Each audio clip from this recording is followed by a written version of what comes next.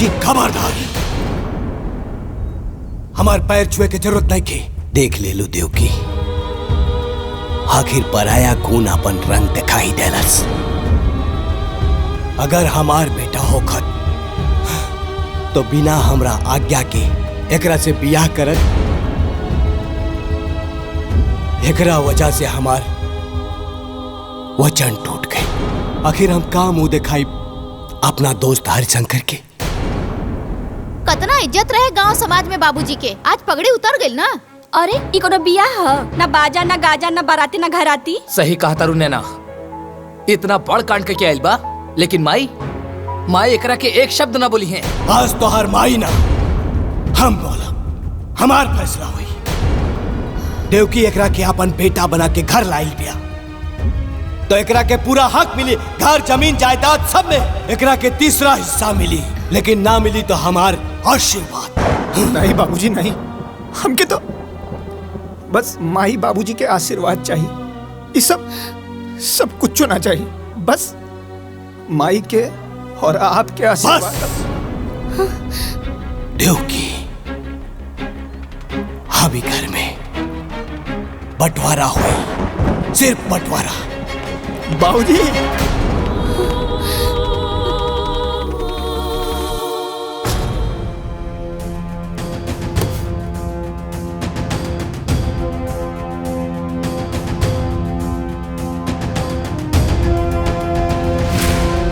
देवकी, गलत हिस्सा में खड़ी बढ़ू, अपना हिस्सा में आवा। सुनाई नहीं के देत? देवकी, सुनाई नहीं के देत? कान खोल के सुन ला। अगर वही जे रहा के हो तो तारा के अपन मांग के सिंदूर पोछे के पड़ी।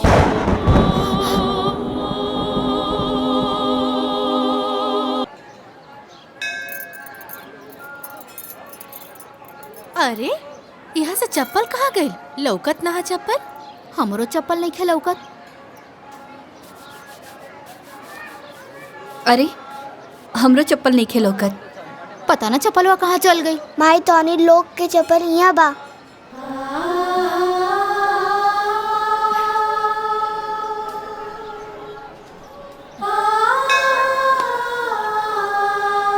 बाबू इला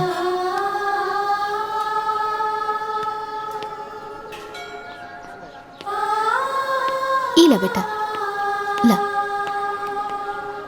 ई होला।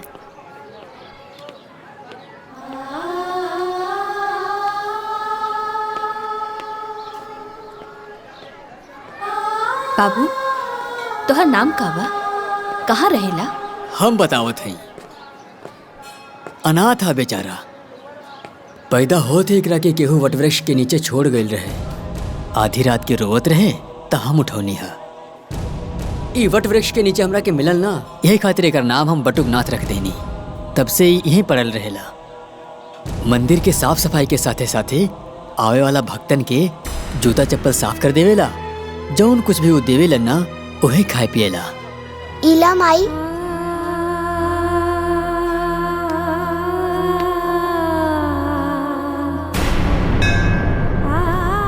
बेटा तू हमरा के माई कहला, हमार बेटा बनबा, हमरे साथ घरे चलबा।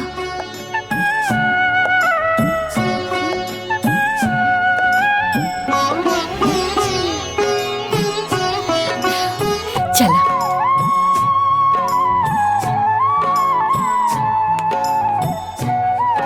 आवा।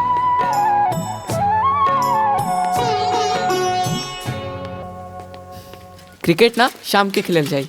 हाँ वहाँ ऐसे छक्का मारी है। हाँ ठीक बा। अरे न लायको, कहाँ से घूम के आवत तारा लोग? वो गार्डन। अरे हम जज हई। अरे पढ़ लिख के कम से कम नायब तहसीलदार तो बन जा लोग। हैं? गांव में हमार थोड़ बहुत तो इज्जत बची रही। ये देखा कपड़ा गंदा कर लेला लोग, कहाँ खेलत रहला? अरे लइकन के डांटल छोड़ी और हैली प्रसाद ले ली। ली तू बोला। देवकी इलाइका के हो? एक नाम बटुक ना था। ई हमरा के मंदिर में मिलल। अनाथ है बेचारा। ए जी हमने के लगे दो गोले का बा, एगो और हो जाई। त्रिदेव जब भी हमरा के माई के बुललस है ना, हमरा के अशोक और ओमकार दिखाई देलस। हम अपने ममता के रोक ना पौली और एकरा के लिए आईनी। ठीक बा, जब माई अपन ममता लुटा देनी ता बाबूजी भी अपन प्यार दे दी हैं, है ना बेटा? चला हम तो के मिलाओ तनी ई तोहार मझिला भाई अशोक। गले मिला भैया से। ए हाँ आवा। अब इनसे मिला ई तोहार बड़ भाई ओंकार। चला ओंकार गले लगा बेटा। ओंकार का हो गई लेकर रखे? हाँ एकर तेवर तो देखा। लड़का है ना, समय के साथ बदल जाए। ठीक है चला, चल बेटा अंदर चल।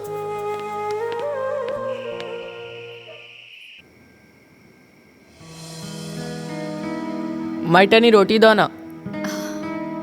माई तरकारी द। हाँ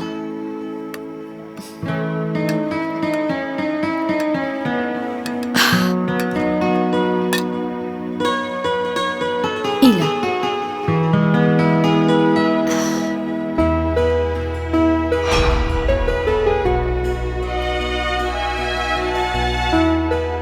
माइटनी गुलाब जामुन दो ना। माई एगो हमरो के दी है। हमू के द। एक तू ले ला, आधा तू ला और आधा तू ला।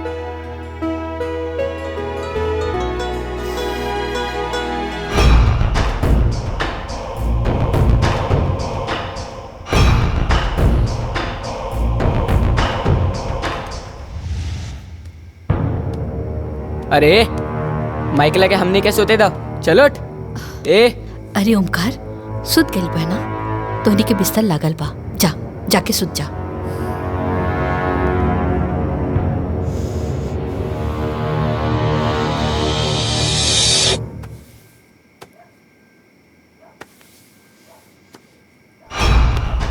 जब से ही आई बा हमनी के कुछ ना कुछ छीनता।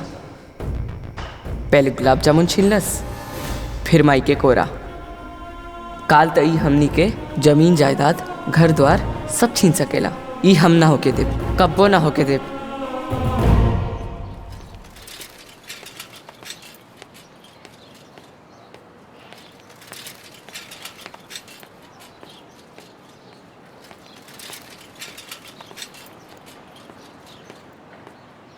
रुकी चाचा। हाँ रुकी। हाँ हाँ चल उतर। तो ठिकाना आ गइल बा। अब हमनी के साथे एक कदम भी आगे मत बढ़ाइए। चली चाचा। हम हूँ स्कूल चलम। माई गुस्सा करी। भैया ऐसा मत करो। हम अशोक के भाई हई। अशोक हमार भाई। ते ना दोबारा हमनी के भैया मत कहिए और हमनी के साथे मत आवा। चली चाचा। हम ना हटब। लागत आते ऐसे ना मानबे। हम माई के बात मानब, बस माई की। हम स्कूल जाए तो स्कूल जाए। बार बार हमनी के माई के अपन माई कहता रे। अरे हमार माई कोनो मंदिर के प्रसाद नहीं खे। हमरा लागत आते लात के भूत बाड़े। बतिया से ना मानबे। हाँ अरे भैया ये छोड़ तू बच्चा। अपन काम करा। अरे भैया मत मारो भैया। एकरा के मत मारो। चल उतर। भैया आपके मत मारने के भाई नहीं। अरे भैया तू का बात सुना। मत मारो भैया, मत मारो। मालकिन मालकिन का भाई? मालकिन ओमकार बाबू बटुक के मारत हुवन। का? हाँ मालकिन वो आपस में लोग झगड़ा कर ले बाड़े। चली जल्दी।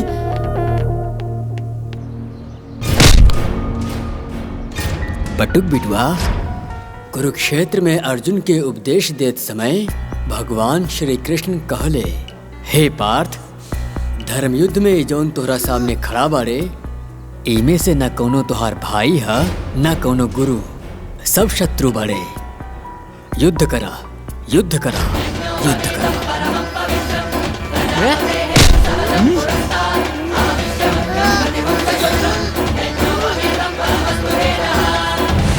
ओमकार, बटुक, छोड़ दा, छोड़, छोड़ ओकरा के।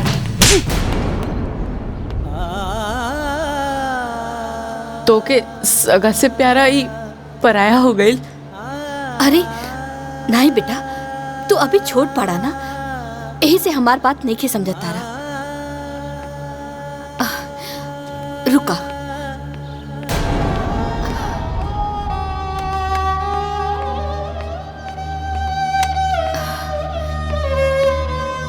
ओमकार बेटा, है 3 लकड़ी तू एक साथ तोड़ा।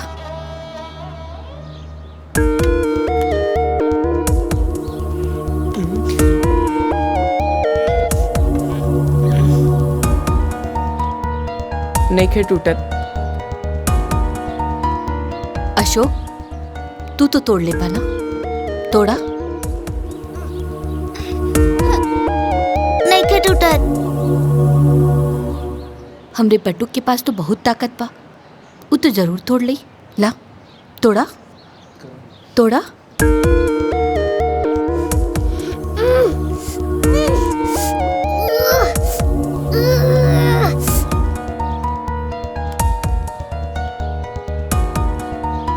एक काम करा, इला एके तोड़ा।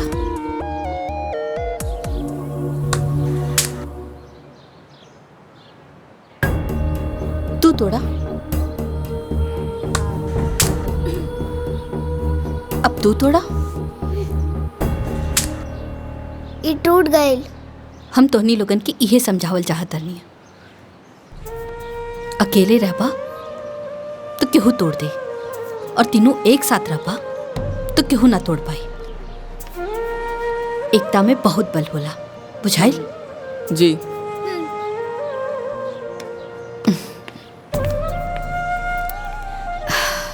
इकरा के पहचान ली रहुआ लोग?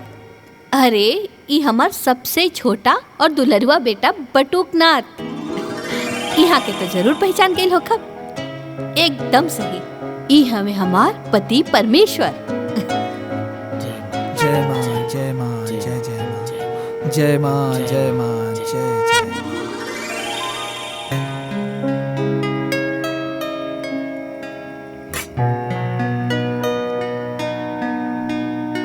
पाए लग रहा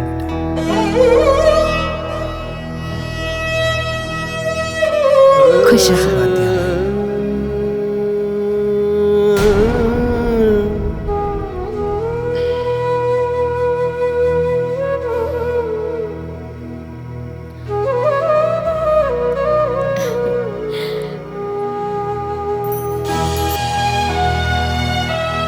बोलो लक्ष्मी मैया की जय।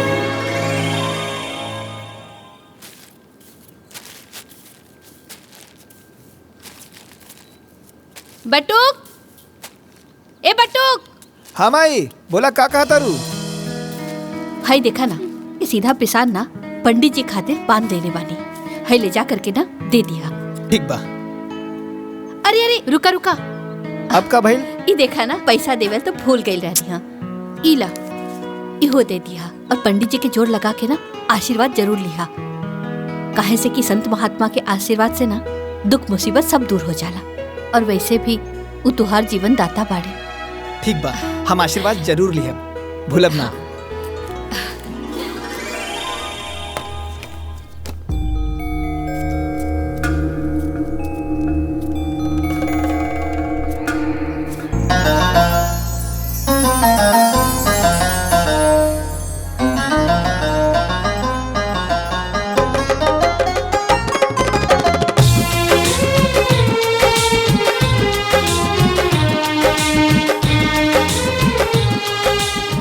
भैया जी प्रसाद दी। हाँ दे दे। कितना भाई? 250 रुपया। 250 रुपया? अरे एकदम मंदिर में लूट मचोले बाड़ा। अरे सब कुछ महंगा हो गईल बाटे। हमरा के मत बतावा कि महंगा हो गईल बा। हमार बचपन ऐजा बीतल बा, ई कुल 10 रुपए में मिलत रहे। 250 रुपया लाई दी।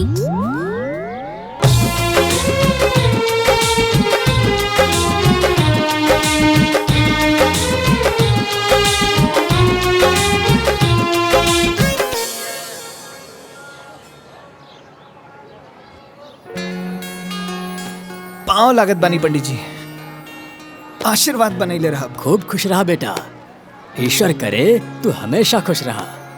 और ही बताओ बेटा, तुहार परिवार में सब ठीक बानू? जी। और तुहार माई के का समाचार बा? सब स्वस्थ निमन बा? अरे वो एकदम बढ़िया बाड़ी, उहे तो हमके यहाँ भेजले हैं। और रउआ खातिर ई चढ़ावा भी देले बाड़ी। जथा नाम यथा गुण। तुहार माई तो देवी बाड़ी बेटा, वो हमेशा सब केहू के ख्याल रखेली। ईश्वर उनका के हमेशा खुशहाल रखे। अच्छा पंडित जी, आज्ञा दी। खूब खुश रहा बेटा, खूब खुश रहा।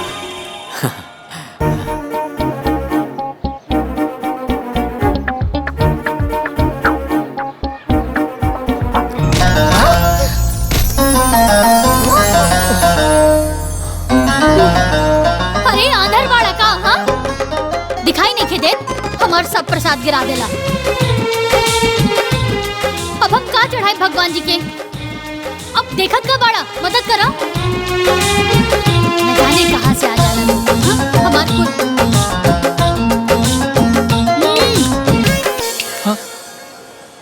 पागल।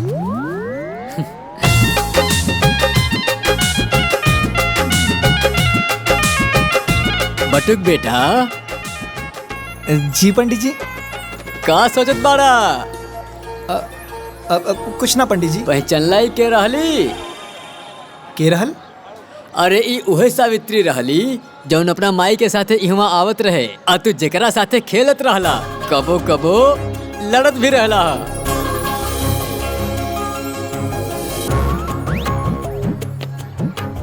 रुकना ना।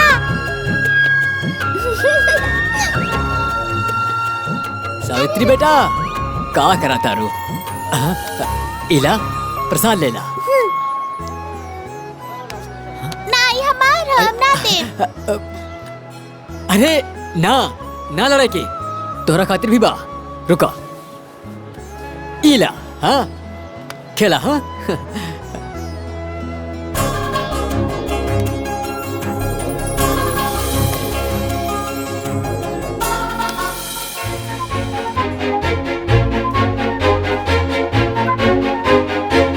सावित्री। हाँ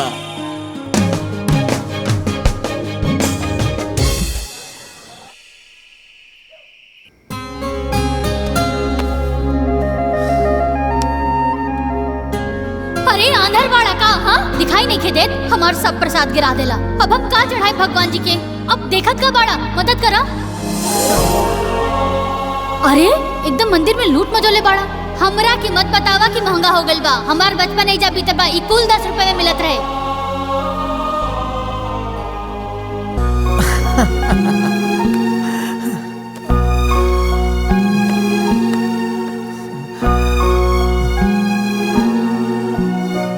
अरे खाना।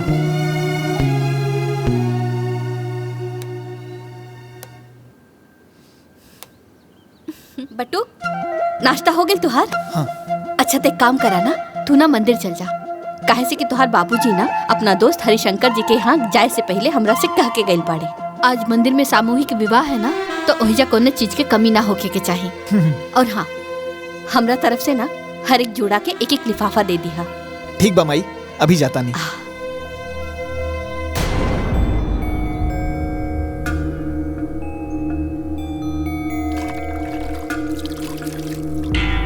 हला ठीक है।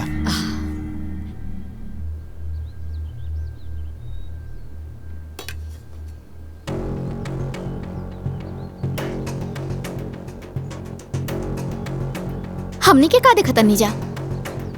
माई हर काम बटुक से काहे कहेली? अपन सगा बेटा से तो कबो कुछ ना कहेली। घर के सगरी काम नौकर करेलन, मालिक ना। बाकी जेठ जी, हमरा तो लागता कि रवा लोग नौकर बानी और उ मालिक। चली दीदी, ई बात ना इन्हें लोग के समझ में नहीं खे आई।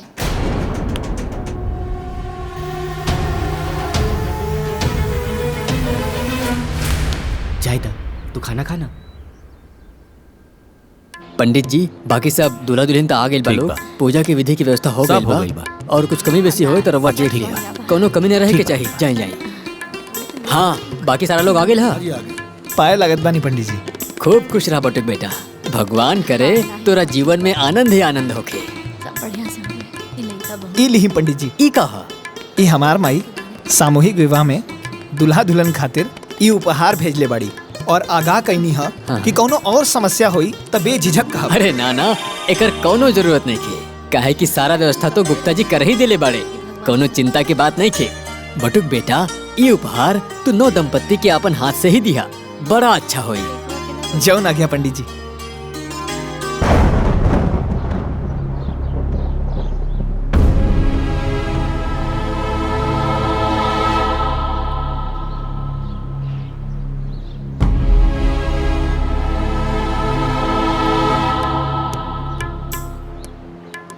हाँ सोनू, ठीक।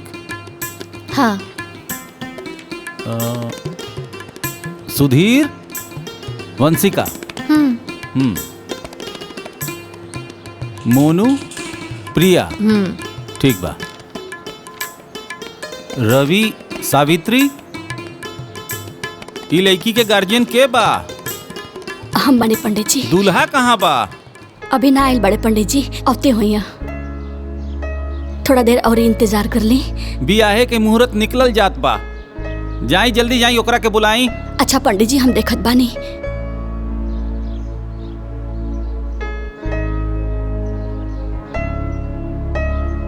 अब सब दुल्हा दुल्हन लोग बैठ जा।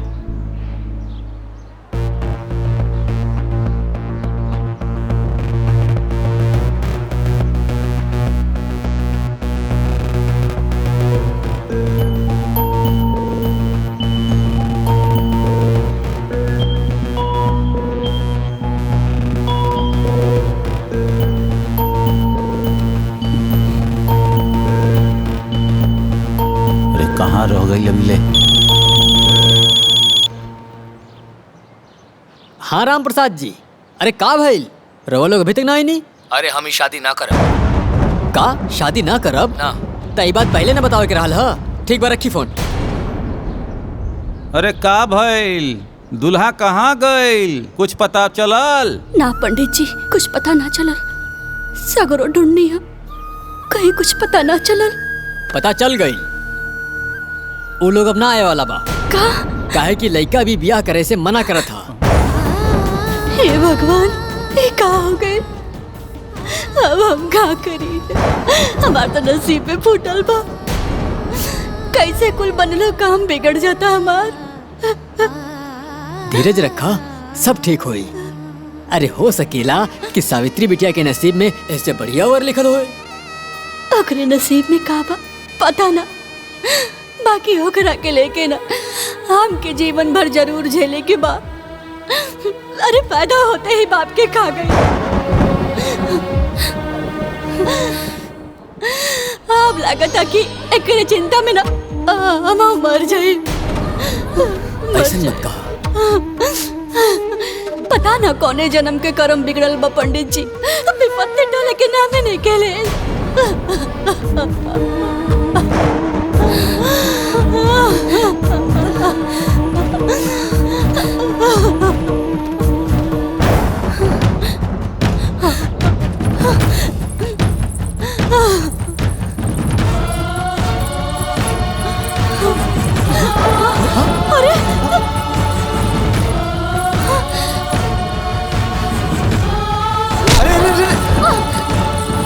ई का कर बड़ू? ई ठीक ना बा। छोड़ा हमरा के, हम कहता नहीं छोड़ा हमरा के, हमार मर जाए ठीक होई। अरे ऐसन करल का? सोचल भी पाप होला।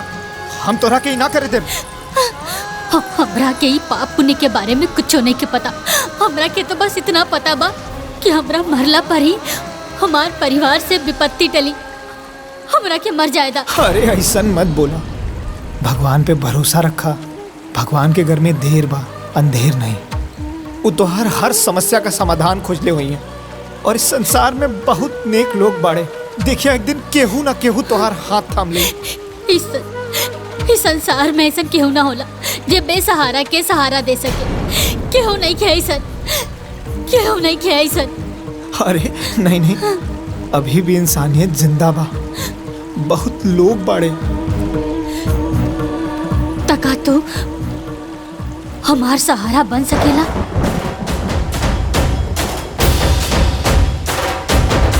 बन तो सकीला, पर बाबूजी से बस ज्ञान बाटल अलग बात था और उहे ज्ञान के पालन कईल अलग बात। रुका, हम बनब तोहार सहारा, हम निभाए जीवन भर तोहार साथ।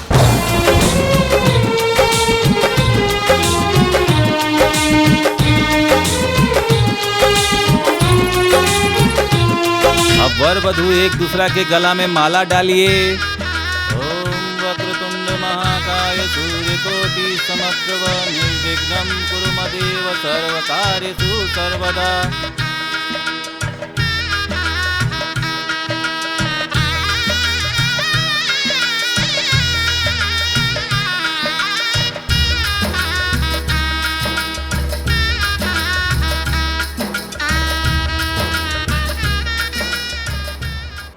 चल निकाल 1 रुपया बरीचा।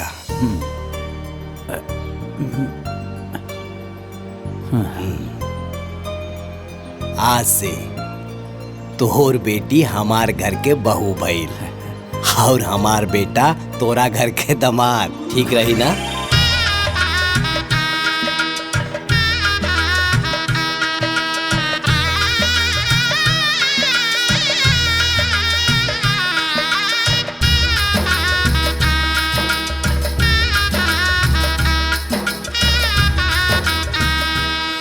लेकिन एक बार बेटा से पूछ तो लेता।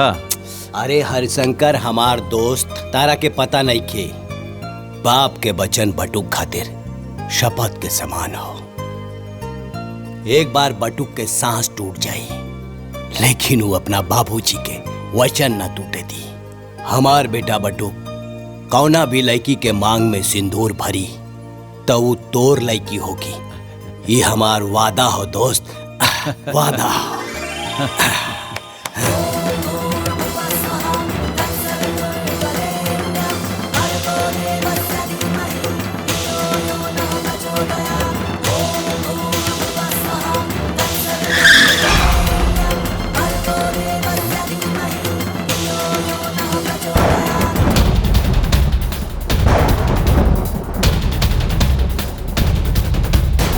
अच्छा, बाबूजी के बड़ा नाच रहे ना एकरा पे। अब बाबूजी के पता चली कि कितना लायक बा और कितना नालायक बा।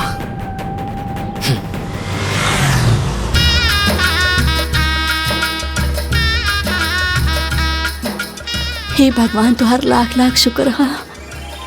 ई का 1 रुपए के सिक्का? हरे भाग्यवान, ये 1 रुपया के सिक्का ना, भरीचा भरीचा। हम अपना बटुक के बियाह तय कर देनी अपना दोस्त हरिशंकर के बिटिया से। बहुत बढ़िया कहनी है बाबूजी। सगुन तो सगुन होला, चाहे 1 रुपया हो चाहे 1 लाख रुपया का हो।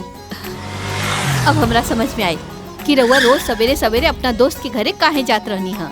अपना दोस्ती के रिश्तेदारी में बदले। चली, बटुक के बियाह तय हो गई। बियाह तय ना भइल बा, ऊ बियाह कॉल ले बा। उहो सामूहिक विवाह मंदिर में। हे ओंकार, ये का बकवास करता रहते? अरे हमार बटू कैसे ना कर सकेला? अरे ते बचपने से ओकरा से जले ले, यही खातिर इस तरह बात करता रे। अरे हमार बटू बिना हमरा से पूछ ले, बिना हमार आज्ञा ले ले शादी कैसे?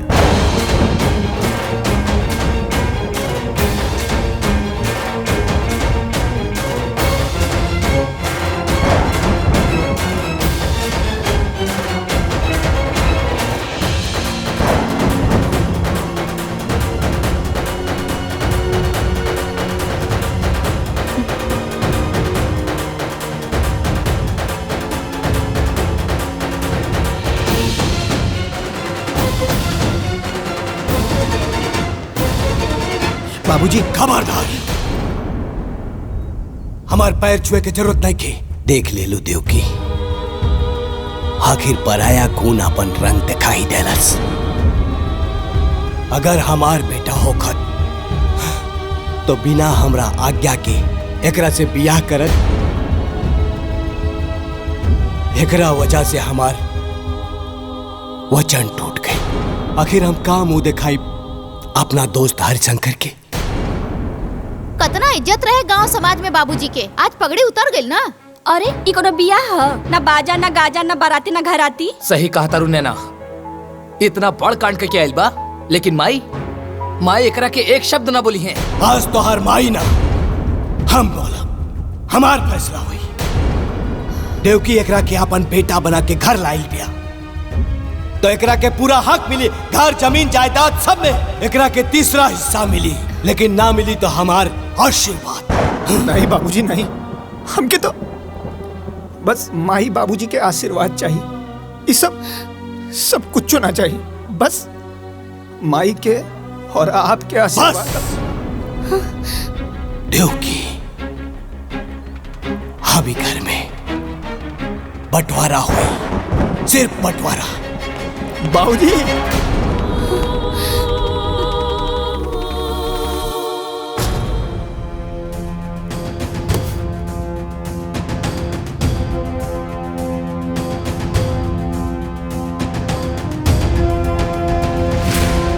देवकी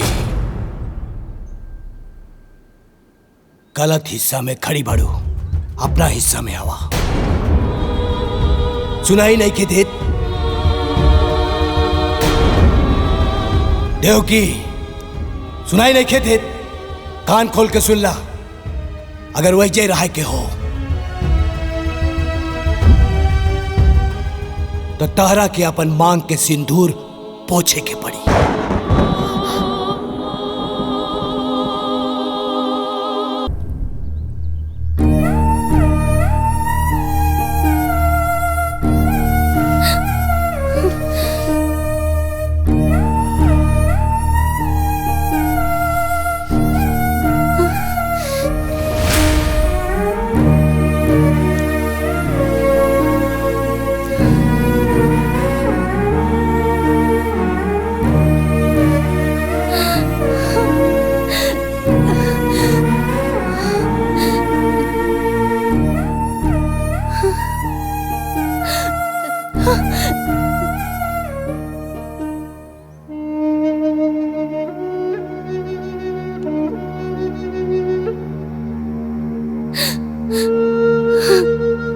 भागन है।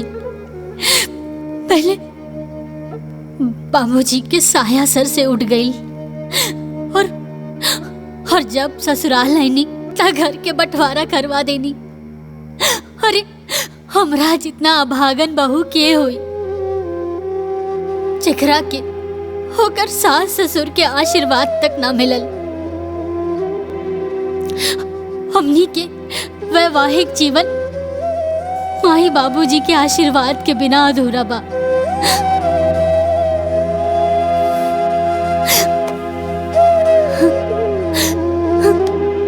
तू अपन दिल छोटा मत करा, बाबूजी गुस्सा में होवन और माई एक दिन उनकरा के जरूर मना लेहन। और ई रात रोए का ना है, ये हमनी की जिंदगी का नया शुरुआत है।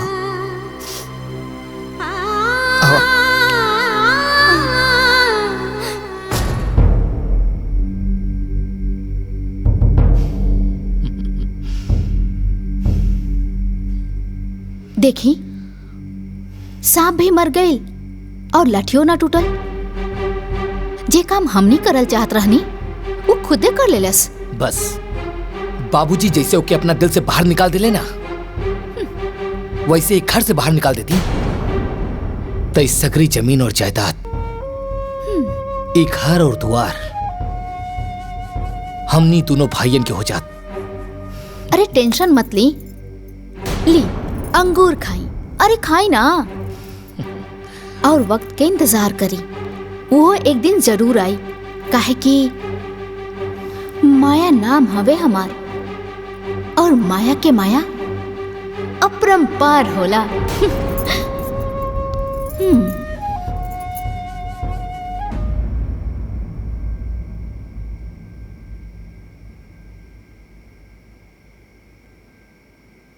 तू काहे मुंह फुला के बैठल बाड़ा? नैना, आज जौन घर में भइल अच्छा ना भइल। बाबूजी के बट्टू के माफ कर देवे के चाहत रहे। आज माई के त्रिदेव खंड खंड हो गई। एकदम दिमाग में गोबर भरल बा का? त्रिदेव खंड खंड हो गई। अरे एक दिन जमीन जायदाद सब कुछ खंड खंड हो जाई। ओकर सोचा कि कैसे सब कुछ ठीक होई। अगर कुछ कर ना सकेला तो चुपचाप सो जा। मातम मनावला के जरूरत नहीं खे।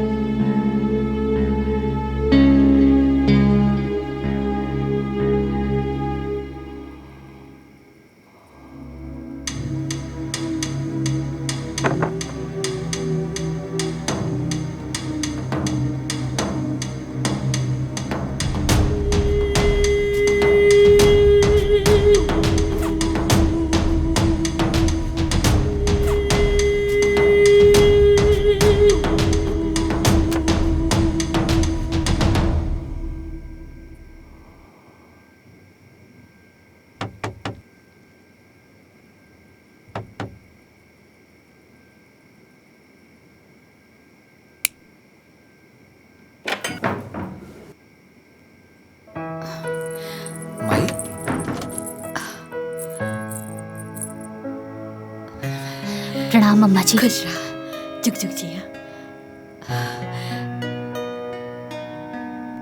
हम तोहरा के नीक ना दे पौली ना, यही से नीक लेके आइल बानी। हैला हमरा तरफ से रखला।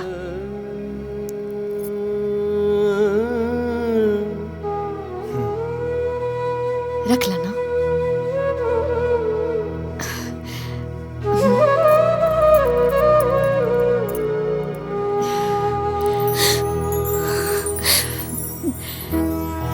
खुश रहा।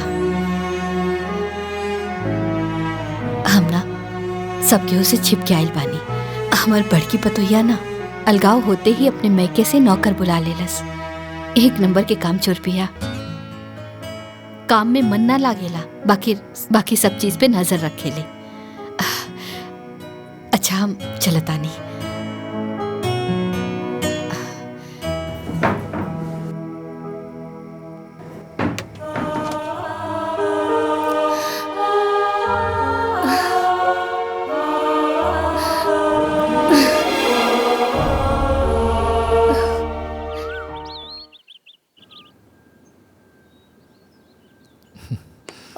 राजेश। हाँ भैया। ई बाबूजी के दे दिया। ठीक बा भैया।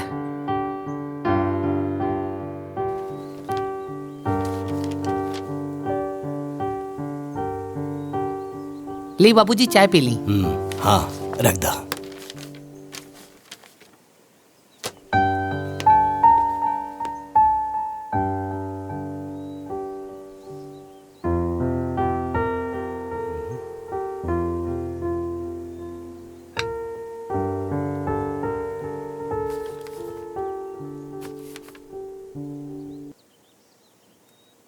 बाबूजी प्रणाम।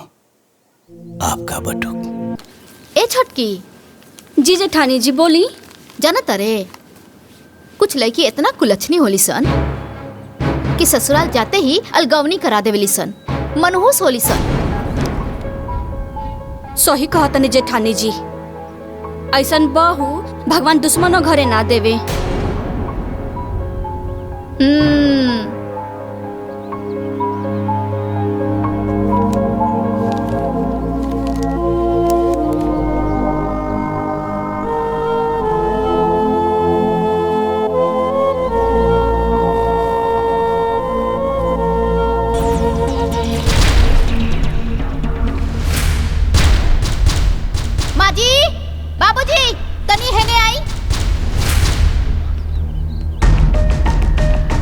का भेल बहू?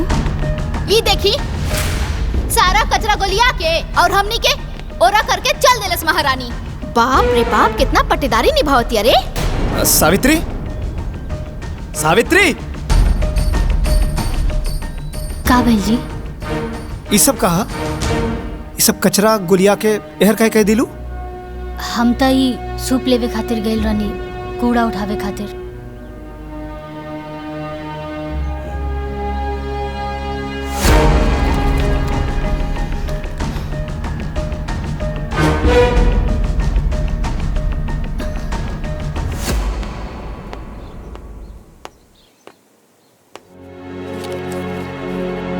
जयप्रकाश, बाहर आवा।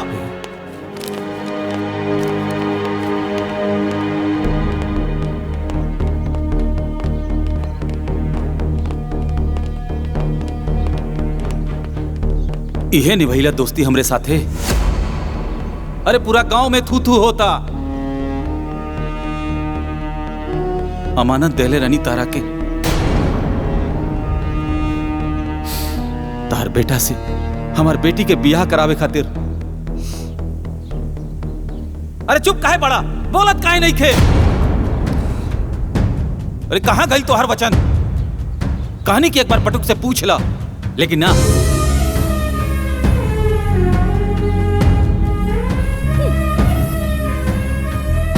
जाना तरु देव की भोजी कि का कलश हमरा के? बटुक शपथ के समान बा। बटुक के सांस टूट सकेले, लेकिन ओकर बाप के वचन ना टूट सकेला। अरे आप का भाई बोलत का नहीं का, चुप काहे बड़ा? का करी अब हम?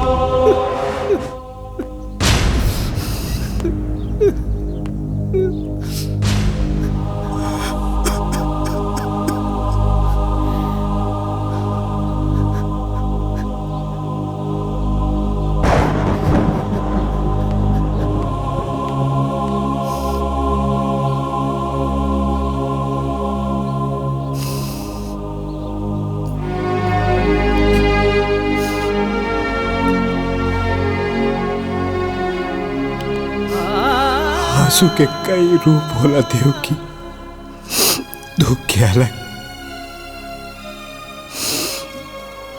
और अपमान के अलग।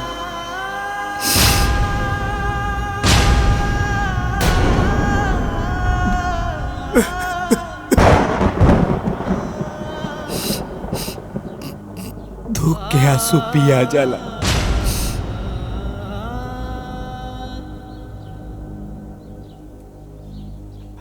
अपमान के आंसू ना पियाला देव की, ना पियाला।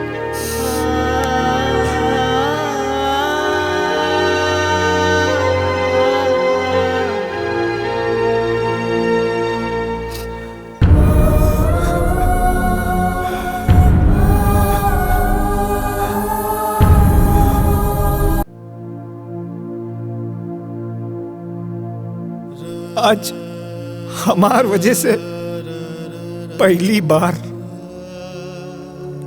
केहू घर में घुस के बाबूजी के इतना सुना के गई। आज तक पूरे गांव में केहू हमार बाबूजी के कुछ ना कहले रहल। बड़ा इज्जत रहल बाबूजी के। ए जी, ई बात का लेके रहुआ अपने आप के मत कोसी जी, मत कोसी। केहू के अपमान कहिला से केहू देवता के महिमा कम ना होला। और बाबूजी, बाबूजी त देवता हन और हमेशा रही हन। हाँ,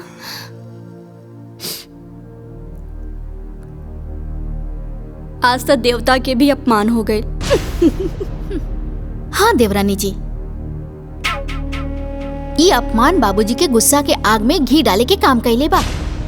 और अब बाबूजी के सीना के जरत नफरत की चिंगारी एक दिन ज्वालामुखी बन जाई।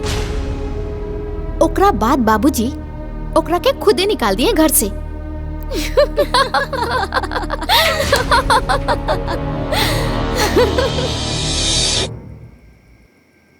रामू एक गिलास पानी लावा।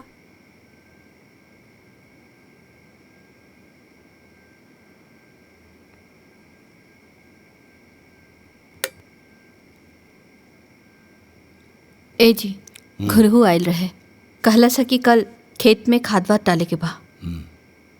बटुक काल सवेरे तू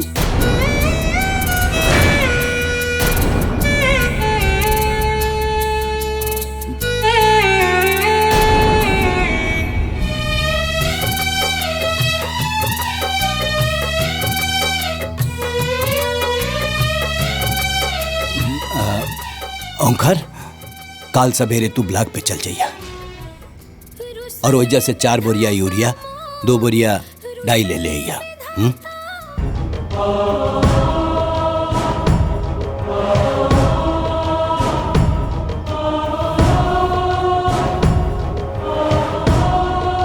ए जी सुनी,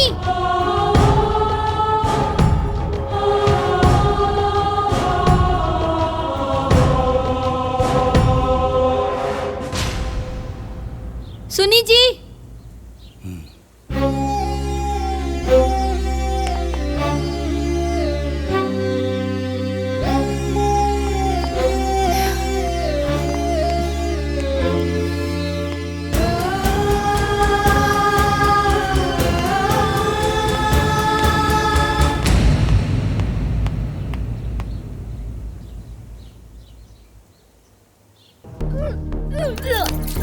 हाँ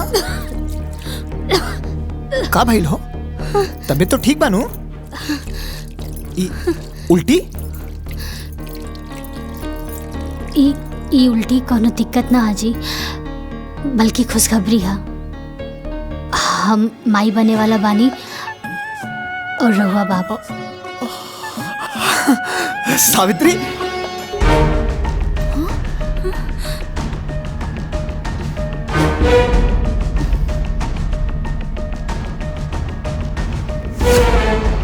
ब्याह करके पहले हमनी देवरानी जेठानी आईनी और माई पहले उकल मोही बन गई। सही कहा तनी जेठानी जी, कहीं ऐसा ना होखे कि काली पोता के मुंह देखला के बाद बाबूजी के फैसला बदल जाओ। काहे से कि मूल से ज्यादा ब्याज प्यारा होला। हमने यही तरह बैठ के एजा मातम मनावल जाई और वो गोद भराई की खुशी मनाई। गोद भराई का सारा सामान ला दिले है, फल फूल मिठाई नारियल सब आ गई। सब सामान तो आ गई, लेकिन गोद भराई के रस्म सिर्फ सामान से ना होला। गोद भराई करे वाली भी तो चाहिए। अगर माई ना आई है तो गोद भराई के रस्म पूरा कैसे हुई? अरे तू उदास मत होखा, केहू आवे चाहे ना आवे, बाकी माई जरूर आई।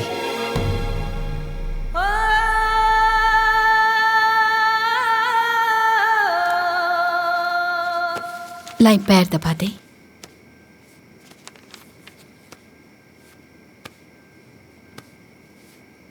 ए जी एगो बात कही। बोला। इतना साल बाद हमनी के खानदान में वंश आवे वाला बा।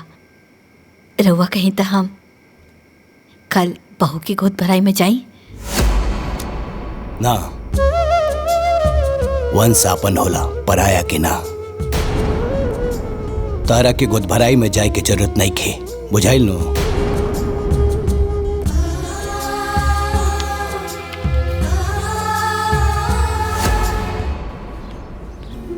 ए दीदी, हाँ आज हमरे छोटकी पतोहिया के गोद भराई है तो जरूर रहिया। अपने बिटिया के भी जरूर ले ले आइया। बहुत बढ़िया नाचे लेना। ठीक बा दीदी।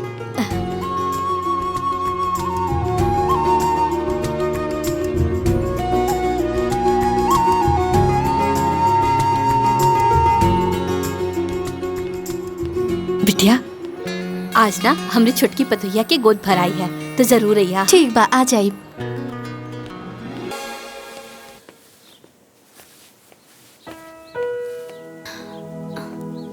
अरे रे रहेदा, खुश रहा। अच्छा आज रात में ना चंद्र ग्रहण लगी तो ध्यान से ना अपने पेट पे गोबर लगा लिया, ठीक बा? ध्यान रखिया।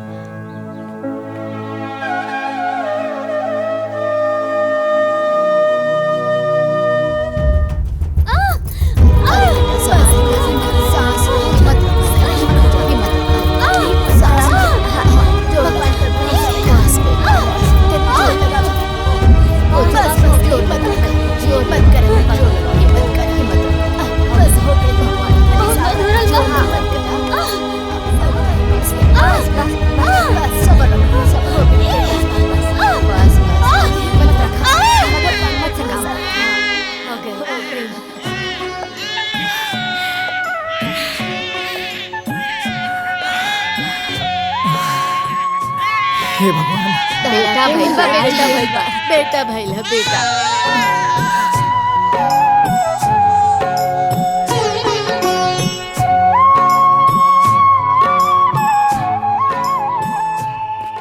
अरे भौजी, अच्छा भइल एजे बेटा गइलू। हमरे पोता के ना छठी है। ठीक बा। तो पूरा परिवार के साथ ही है। ठीक बा, आ जाई। ठीक बा, आ जाई बा। ठीक बा।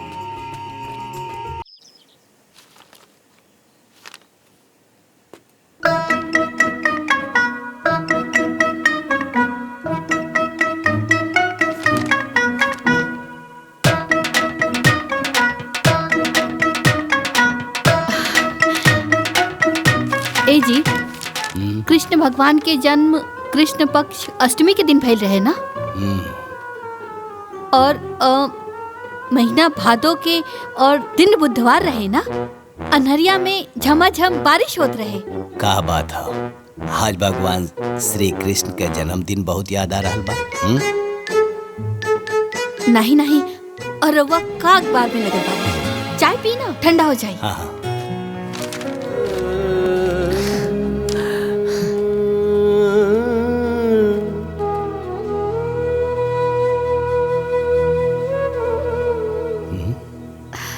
का भइल, ठंडा हो गइल का चाय? ना ना ठीक बा। माई इशारा दे देली कि लड़का का नाम का रखी। एकर नाम कृष्णा रही। कृष्णा। कृष्णा। नंद घर आनंद भयो, जय कन्हैया लाल की, हाथी घोड़ा पाल की, जय कन्हैया लाल की। का भाई? हाँ? कुछ नहीं।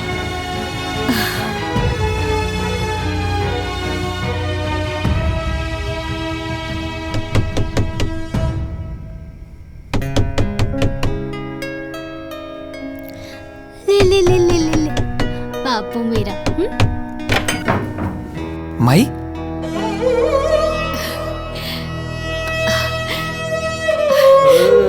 इना चांदी के कंगन बाबू खातिर लाइल बानी, पहना दिया। हाँ आ बेटा। अरे बाप रे बाप, वाह रे हमार किस्मत। भगवान हमरे जैसन किस्मत ना केहू के ना दे। पहले पतों से छिपके मिले ही नहीं, और आज अपने पोता से। अरे दादी, दादी है। हाँ, हमरा के दादी बोलबा ना? हाँ रोता।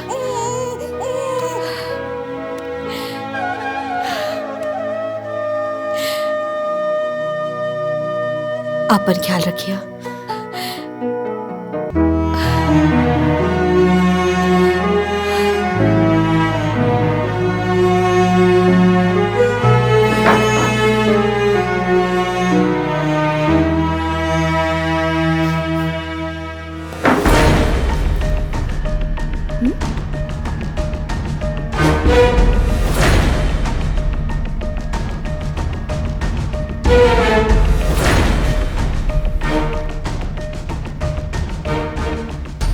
माँ जी के पोता खातिर ही प्यार एक दिन हमने खातिर बहुत घातक हो सकेला।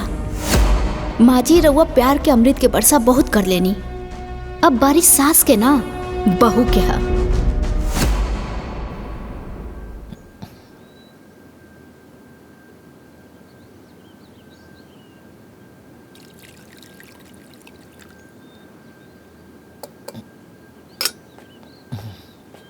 ए रामू, तनी चापाकल से हमार नहाए खातिर एक बाल्टी पानी ले आवा। पता नहीं क्या सुबह से बहुत हाथ पिरा था। ठीक बा, लेकिन ई बात मालकिन के ना पता चले के चाहिए, ना तू अपना घर से हमरा के भगा दी है। अरे अरे ना पता चली, सब लोग कमरे में बा। तू जो। ठीक बा।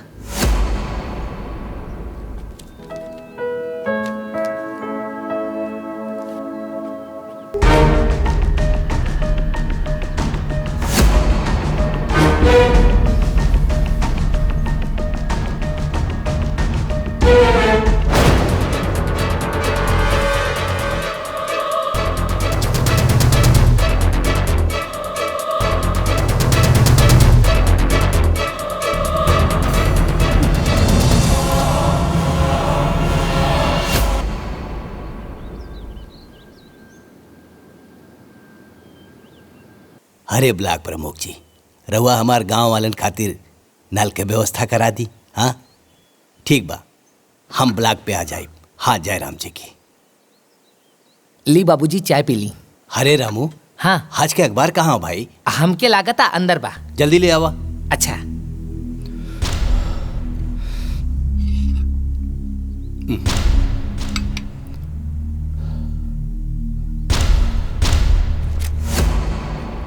बाबूजी प्रणाम।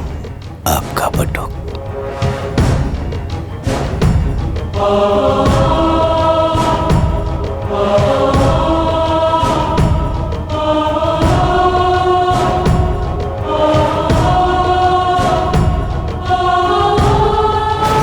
का रोज रोज का ड्रामा। जय जय।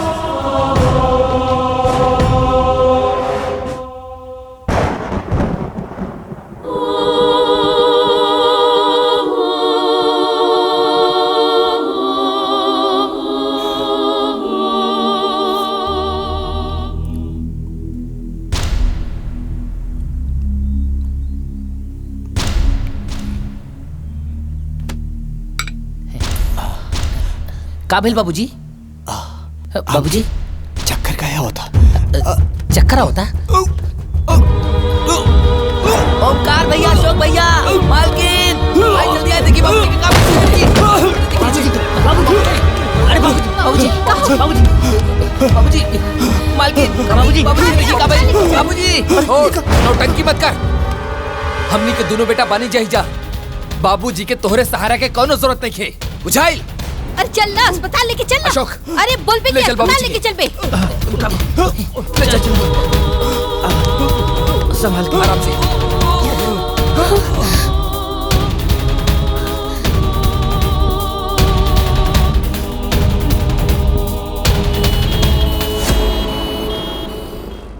ओह माय गॉड, मेरा शक सही निकला। चाय में जहर था।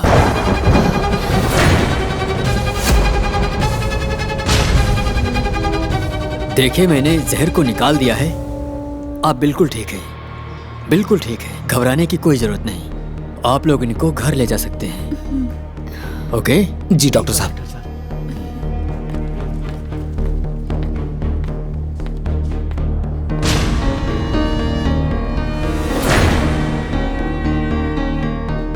का रामू, चाय में जहर के में ले रहे?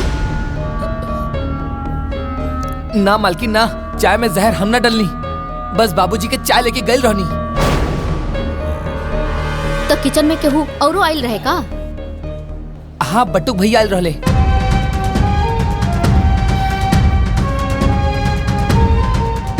बटुक? हे भगवान, बाबूजी के चाय के ट्रे में पर्ची रखत रखत अब चाय में जहर मिला देलस। तोहार दिमाग खराब हो गइल बा कि पगला गइल बाड़ू? हमार बट्टू कैसे नहीं कर सकत। वो कुछ भी कर सकेला देवकी, कुछ भी।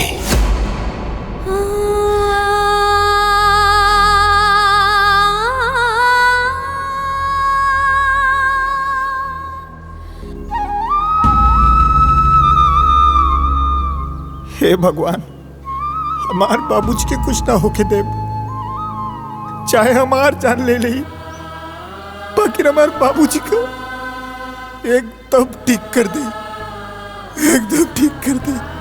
बटुक! बाबूजी, बाबूजी। का भइल? विश्वास नहीं की होत हमरा की जिंदा देख के?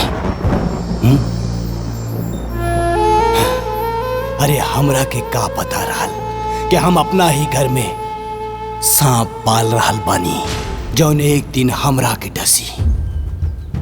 अरे आशीर्वाद ना देनी तो चाय में जहर मिला दे लेते। ना बाबूजी ना, ऐसा मत कहा। हम तारा चाय में जहर नहीं के डलने बानी। हम जानता नहीं तो हमार भगवान जानत। भगवान होके या इंसान दिक्के होके भी धोखा दे सकेले। आपन खून आपन ये होला।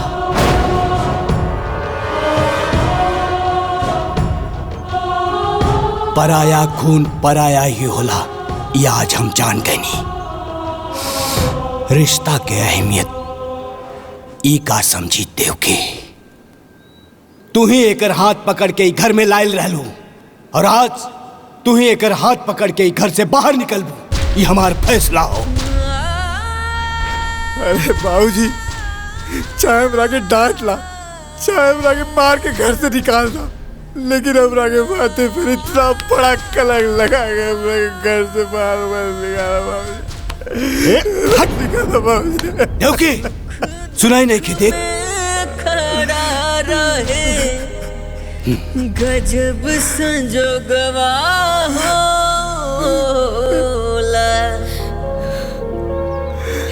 दुनिया में सबसे प्यारा अपन लोगवा होला। दुनिया में सबसे प्यारा अपन लोगवा होला।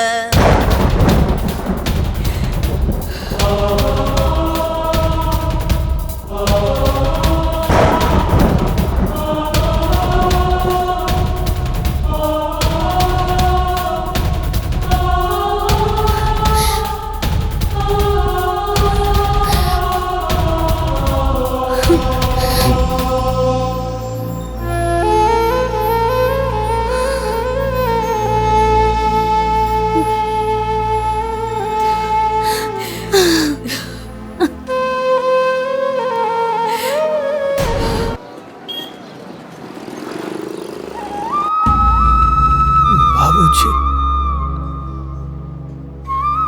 बाबूजी, बाबूजी। देखिए, खाना पीना ना खाने की वजह से इनको बहुत कमजोरी आ गई है। इनको 2-4 दिन हॉस्पिटल में एडमिट करना पड़ेगा। इलाज में खर्च बहुत आएगा। फिलहाल आप 20,000 काउंटर पर जमा करवा दीजिए, बाकी मैं देखता हूँ। ठीक है डॉक्टर साहब।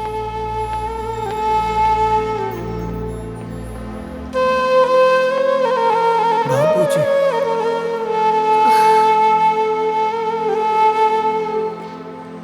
बाबूजी, बाबूजी।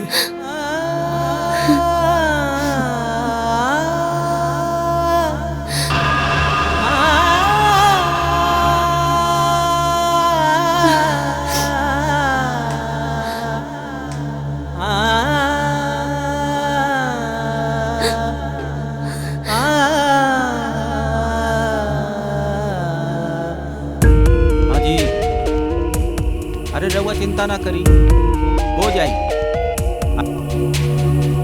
हाँ हाँ, नमस्ते, बैठिए।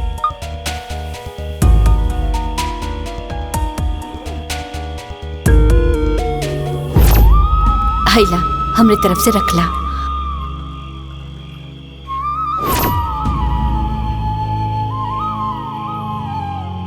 एके बेचे के बा।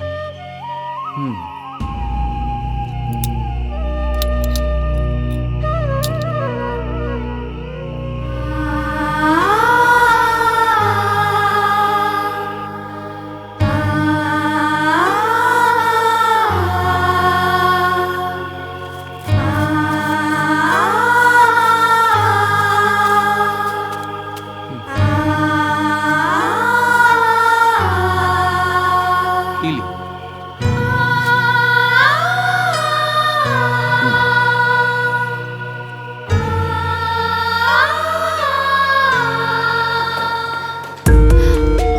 सुनी भैया,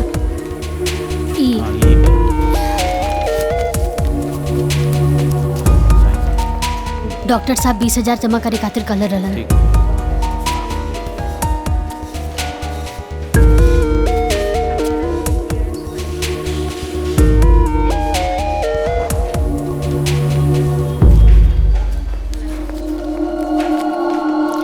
डॉक्टर साहब, अब तबीयत कैसन बा?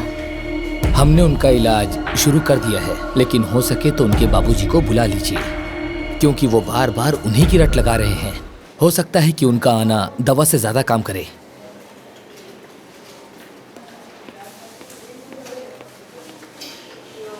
बाबूजी,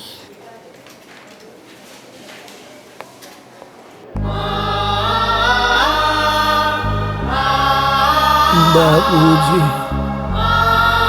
बाबूजी। का करी? बाबूजी के कैसे लेके आई? कुछ समझ में नहीं के आवत। बाबूजी,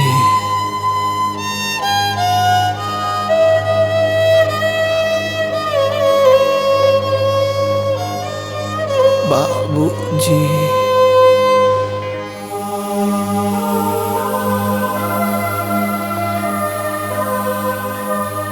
सावित्री बिटिया, बटुक कैसन बा? पुजारी बाबा, तनी को आराम नहीं खे, तनी को आराम नहीं खे। सावित्री बिटिया मत रोवा, हिम्मत से काम ला। कल वट सावित्री माई के व्रत बा, तूहू व्रत रखा। सावित्री माई सबके सुहाग के रक्षा करेली, तोहरो सुहाग के रक्षा उहे करी। अरे जौने वटवृक्ष के नीचे सावित्री माई के निवास बा, उहे वटवृक्ष के नीचे बटुक हमके मिलल रहे। सावित्री माई के आशीर्वाद बटुक के बचपन से ही मिलेला। जना तारू बिटिया, सावित्री माई यमराज से 3 गो वर मंगले रहली, और सबसे पहला वर अपना अंधा सास ससुर खातिर मंगले रही।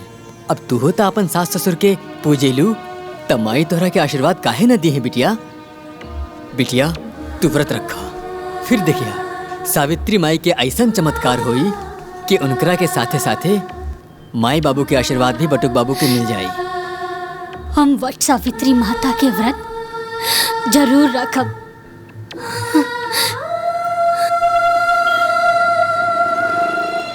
घर में 2-2 गो बेटा बा, अपने मेहरारू के साथ टीवी देखत रहिए, अपने माई बाबूजी के साथ अस्पताल ना आ सकेला। आज हमार बटुक होत ना।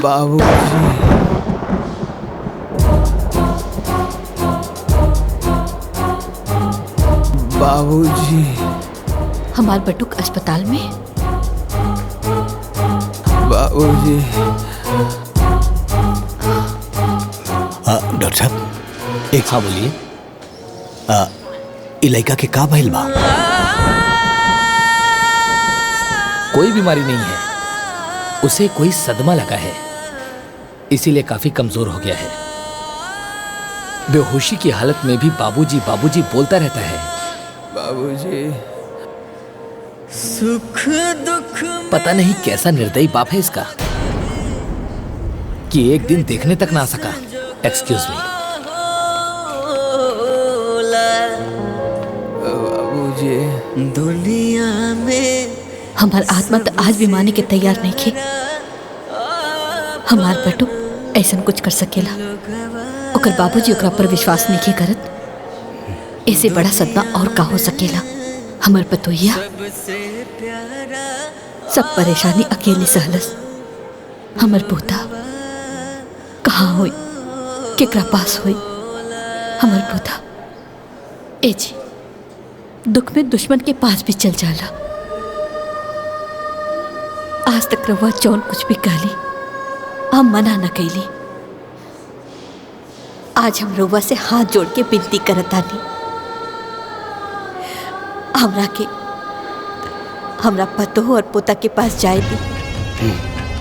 हम अपने सुहाग की क्रिया खा के कहतानी कि खाली दूर से देखब, बात न करब।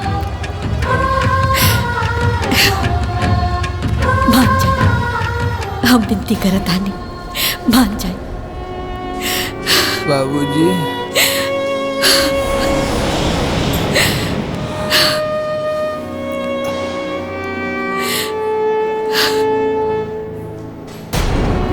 बाबूजी।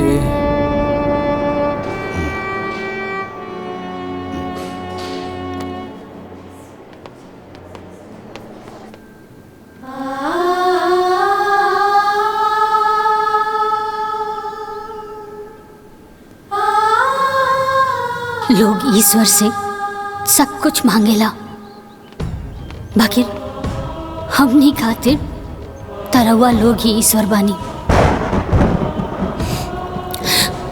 हमनी के आपन आशीर्वाद दे दी, हमनी के आपन आशीर्वाद दे दी। हम जाना तानी कि राहुल आशीर्वाद के बिना हमनी के जीवन कबो सुखी ना रही।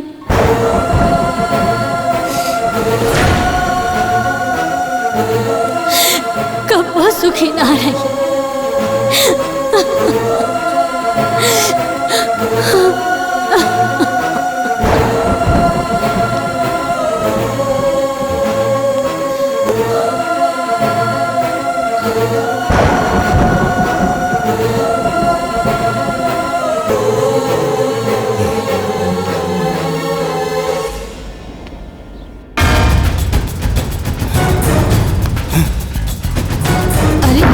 क्या करता मेरे को? अरे सुनी,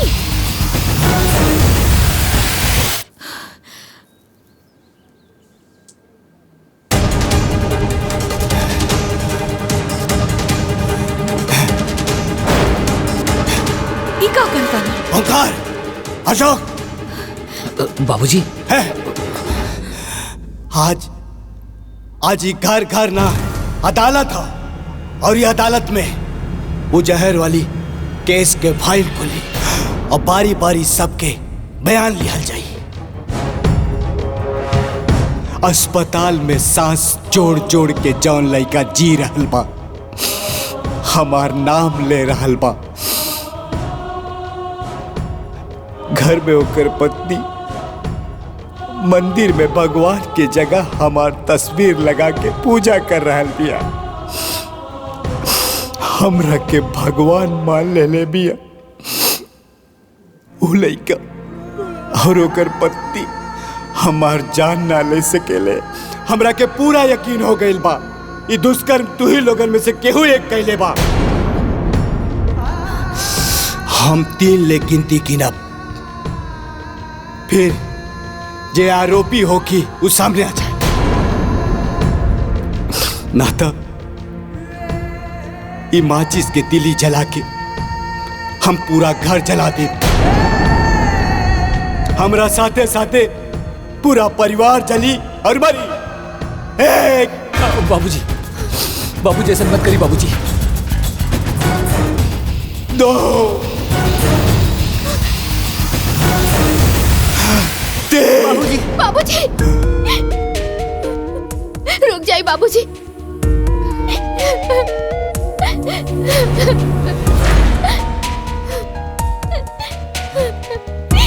ये महापाप हमरा से हो गए बाबूजी, हमके माफ कर दी।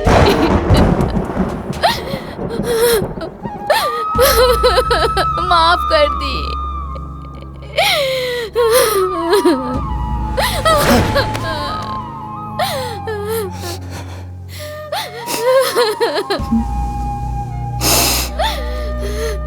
ये पाप ते काहे कैले रे पापी, काहे कैले?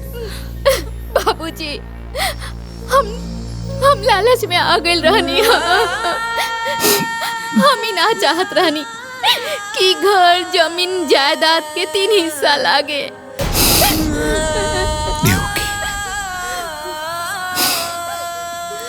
हम जज रहनी, अदालत में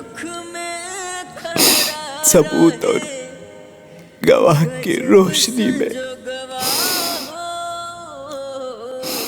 कौनो गलत फैसला न लेनी। बाकी पता ना कैसे अपना ही घर में, अपना ही परिवार में गलत फैसला सुना देनी। अब पहले ही बहुत देर हो गई बा, अब और देर ना करी, चली। अब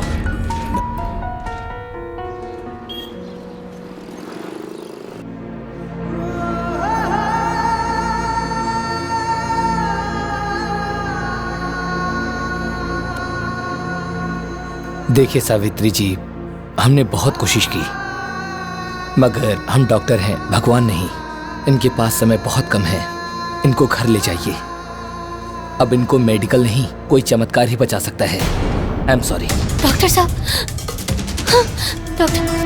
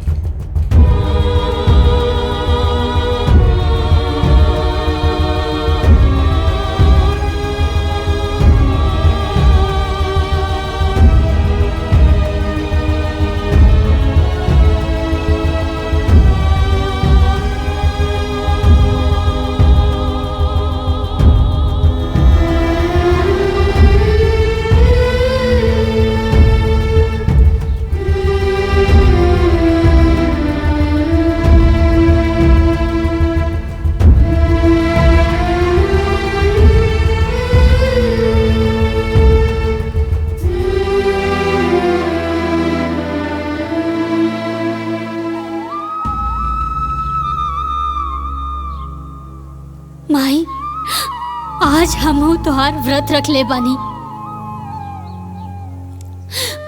अपना पति के लंबा उम्र खातिर याद रखिए माई, अगर आज हमार सुहाग उजड़ गई तो दुनिया के कोनो भी औरत राहुल व्रत ना राखी। माई, माई तू तो चल गई लू यमराज के पीछे पीछे, पुत्रवती और सदा सौभाग्यवती के वर पा ले लो। आज ही सावित्री रउआ से उहे वरदान मांगतिया। आज हमार पति के प्राण बचा के हमरा के सदा सौभाग्यवती के वरदान दे ना माई। बाबूजी, बाबूजी, बाबूजी, बाबूजी,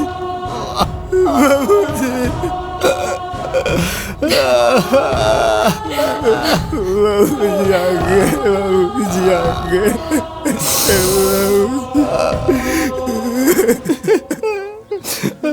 बेटा,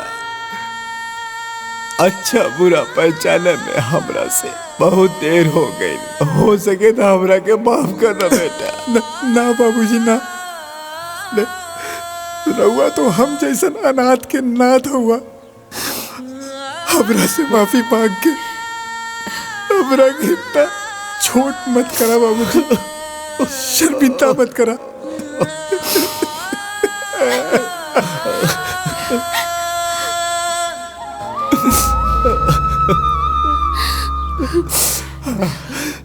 बहू, हम तोरो बहुत बड़ गुनाहगार है। तू दोनों बियाह का के आइला तो हाथ पसार के तू लोगन के स्वागत करे के रहल, लेकिन हम अभागा बाप तू लोगन के धुतकार के ही घर से निकाल देनी।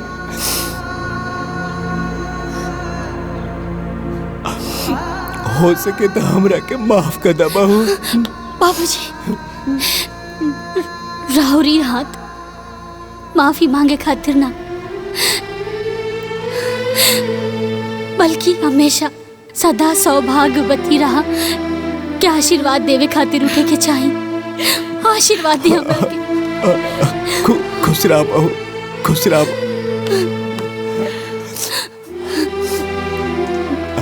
देवकी, हमार बेटा और बहू हमरा साथे रही, हमनी के सब साथे रह जाए। पंडित जी दे, हाँ, संभाल के।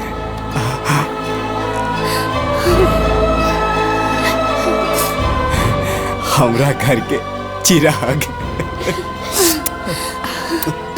बोला वट सावित्री मैया की, वट सावित्री मैया की।